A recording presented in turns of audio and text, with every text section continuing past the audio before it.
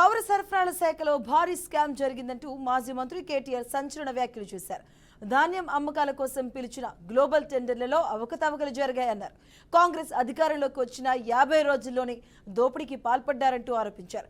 క్వింటాలకు 150 నుంచి 223 రూపాయలు అదనంగా చెల్లించాలని రాష్ట్రంలో ఉన్న రైస్ మిల్లర్లను 4 ప్రైవేట్ సంస్థలు బెదిరిస్తున్నాయని పేర్కొన్నారు. దాదాపుగా 1100 కోట్ల అవినీతి జరిగిందని కేటీఆర్ సంచలనంగా ఆరోపణ చేశారు. ఇంకా విచిత్రం ఏంటంటే మిల్లర్లు రాష్ట్రంలో ఉండే రైస్ మిల్లర్లు వాళ్ళు స్వయంగా కన్సెంట్ ఇచ్చినారు. జలసౌదలో ఒక మీటింగ్ జరిగింది. ఉత్తమ్ కుమార్ రెడ్డి గారి నేతృత్వంలో లేదా వాళ్ళ శాఖ నేతృత్వంలో ఒక మీటింగ్ జరిగింది. అందులో అనధికారికంగా ఒక ఎంఓయూ కుదుర్చుకున్నారంట. ఏమని?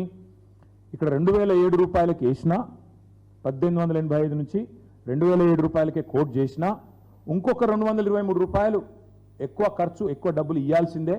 ఎందుకంటే సీఎంపీసీ ఖర్చు అయింది, ఢిల్లీకి పోవాలి, ఎలక్షన్స్ ఉన్నాయి కాబట్టి క్వింటాలకు 150 రూపాయల నుంచి 223 రూపాయలు అదనంగా చెల్లించి తీరాలే.